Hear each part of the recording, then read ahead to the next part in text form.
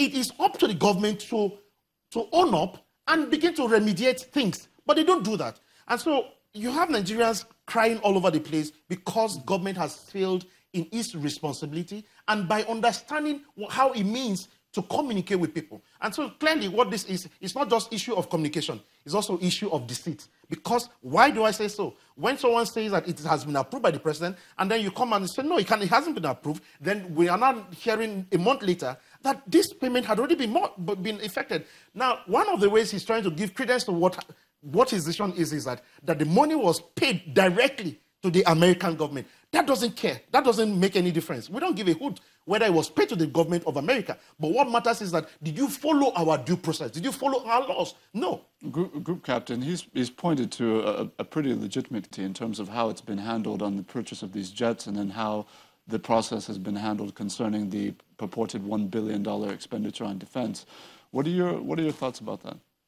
Well, just like I said earlier, honest, I think the federal government got it wrong this time around in terms of communication. My thinking is that anybody who is a member of National Assembly should be a responsible person.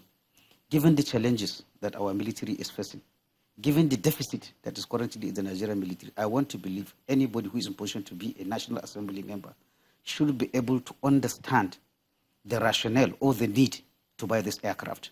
However, again, like I said, I don't think the federal government actually explained why this aircraft are needed, one, at what is done. Of course, Mr. Kennedy here has talked about not following due process.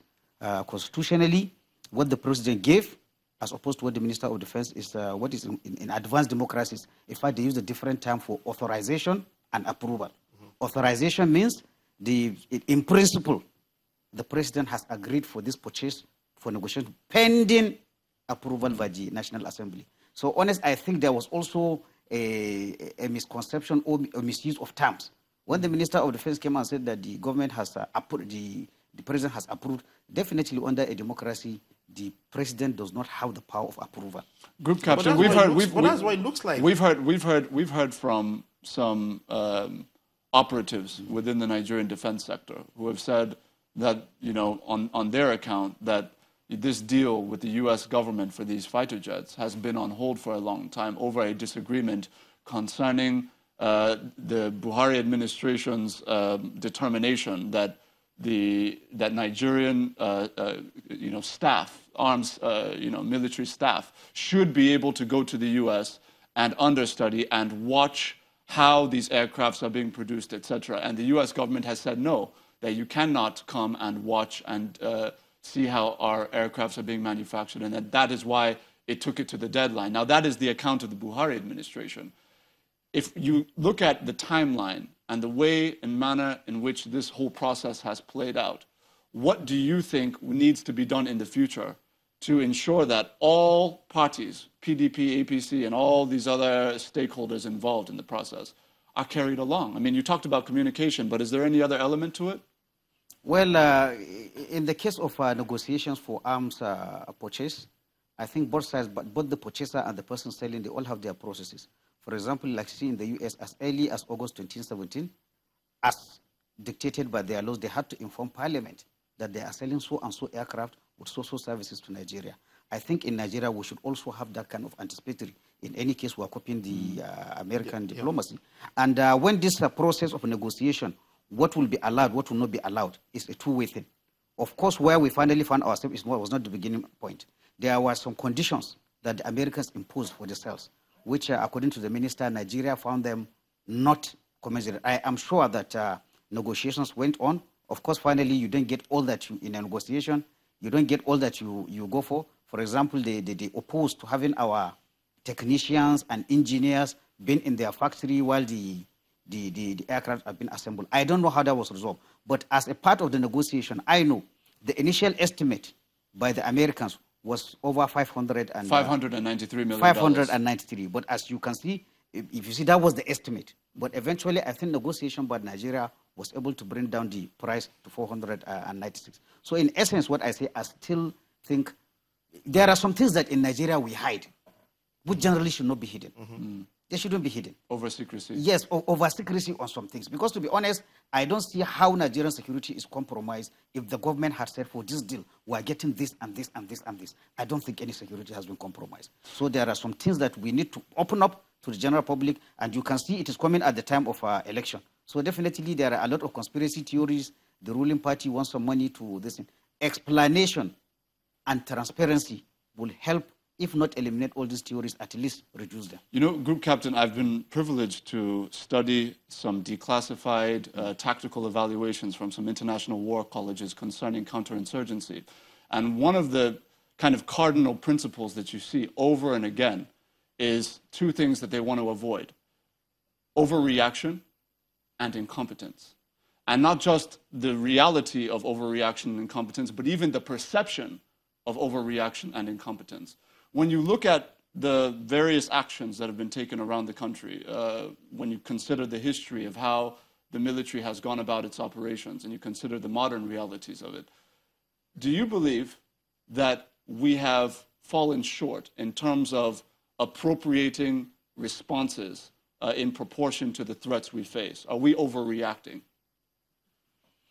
Well, to answer this question, you have to look at the background that this, specifically talking of the counterinsurgency, this is the first time that Nigeria is facing a counterinsurgency. So in all honesty, all our training, our equipment, and even our recruitment has been tailored towards a conventional warfare. Nigeria is may fight another country, or Nigeria is going for peacekeeping mission. All our doctrine, our training, our equipment did not envisage fighting a counterinsurgency within the country. So that's why we got it wrong. We got it wrong initially. Now, again, like you said, every country is concerned. While you are fighting a counterinsurgency, I always try to emphasize it's not only the military aspect. You use the diplomatic aspect. You use the legal aspect, as we have seen in some trials. You use police action. All these things go together. The military action helps to push the insurgents to arrive or even accept maybe a compromise or a ceasefire like we saw recently, albeit for just a few days or some few hours. Is the military action that will force the insurgents to the negotiating table. And again, I want to discountenance this. In fact, most insurgencies do not end with a clear victory. That is to say, either for the government or for the insurgents. In most insurgency cases, the insurgents never get their desire, like in Nigeria of hosting an Islamic caliphate. And also, the government may not finally obtain that decisive victory that people are looking, that today all Boko Haram elements have been killed. In between, you find a juncture. So that's why issues of looking at amnesty, still they have to come into this thing. But where the military power plays imminent, if we remember, in 2014, Nigerian government or Nigerian military declared a ceasefire with Boko Haram. But again, even amnesty is a function of timing. You only go for amnesty when the insurgent is feeling weakened, when he has started doubting, am I going to win? At 2014, Boko Haram was on the upswing. In fact, 2014 was the year that they inflicted the most damage. So to propose amnesty for them that time will never work. And of course, we saw what happened. The amnesty was declared in October, and then the following day, they launched some spectacular attacks. So all these issues have to come. Counterinsurgency have to be fought on different levels using different tools of national power. Mr. Angbo, we place so much emphasis, and sometimes appropriately so, on the capacity of our defense forces to deal with these threats. But we know that in our own context, we're working with the non-government sector, for example, to reconstruct the Northeast. We're working with so many different stakeholders, even other nations' armed services, to deal with these issues.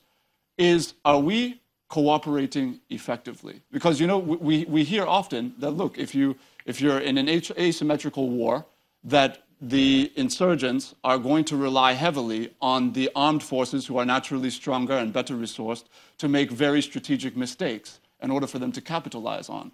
Are we making too many mistakes that these insurgents are able to capitalize on ultimately? Yeah, without mincing words, I think that is very apt. If you go back in history, when the Americans came to say they wanted to help Nigeria in the wake of, 2013, 2015, 14, why did they pull out? They discovered that they can't work in an environment where there are saboteurs within the system.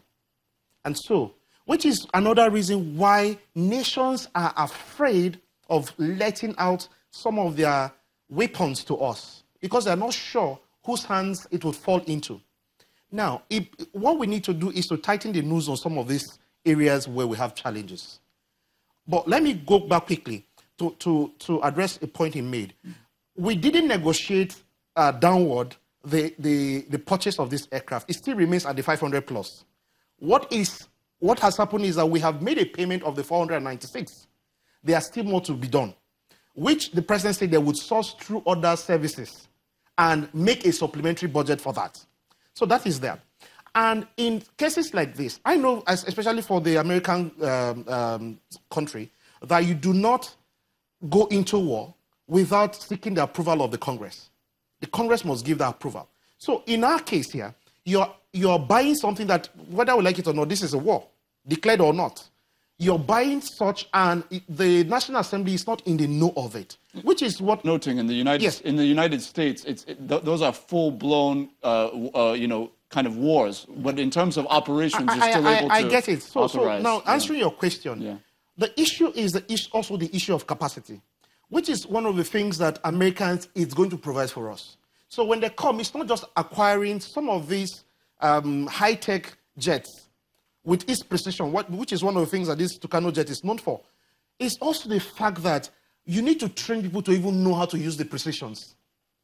And that's one of the complementary things that is coming with what we're acquiring. So now the onus is on us, the Defense College and everything, to get the skilled people, the personnel, to be properly trained on how to use these things. So that, because if you see it, the history has been that in the past regime, under Jonathan, they refused to sell us arms. Why? The same reasons. And we need to be a bit more transparent. We need to show cause that our human rights index is improved. With all of these things, if you don't show cause that you are you are about protecting the lives of the people while you chase out these insurgents, then nobody is going to take you serious. Group Captain, when we hear the very tragic circumstances around some of these attacks on these communities, as soon as the name of the Nigerian military is invoked, you find an almost knee-jerk reaction on the part of the civilian population to say, look, we know that the Nigerian military is indisciplined, for example. We know that the Nigerian military is committing acts of retribution. That's the idea. It speaks to a distrust. It speaks to a lack of faith. Can you talk a little bit about what it is that you saw when you were in the armed services, about, what the culture was like and why it has gotten to a point where Nigerians don't seem to have the confidence that they need to have to constructively engage with the armed services in this country? Well, I would like to say that generally the relationship between Nigerians and the military forces is a love-hate relationship. And I give this with examples. At the Presidential Panel of Inquiry into Human Rights Abuses in November last year, I was privileged to be there, where I submitted a memorandum. There was a certain community that came from Benue State, and I think one of the Niger Delta states, complaining of violations by the military.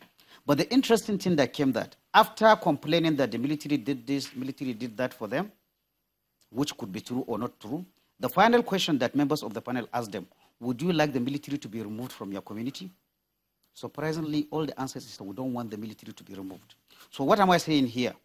The Nigerian population, they have a respect, and I think generally they understand what the military can give, especially, unfortunately, in the absence of a very effective police. Having said that, I think the military as an institution has to do more to engage with the communities they are serving. But again, in terms of structures, from the time I left the military to now, I think there are improvements. I can tell you, for example, almost all the services have a civil military relations department, which was not in existence before this. But a lot of collaboration, a lot of explanation, a lot of town meetings have to be done in these communities where there is this suspicion against the military. Group Captain, I think that's a fantastic place to leave this conversation. It's been a very interesting one. I want to thank you for sharing your expertise and your insight, Mr. Angbo, and thank you very, very much for coming on the program this morning. Thank you very much. With us has been Group Captain Sadiq Shehu, a security consultant, and Mr. Kennedy Angbo, a public affairs analyst. We're going to take a short break, and we will be back in a moment. Please do stay with us.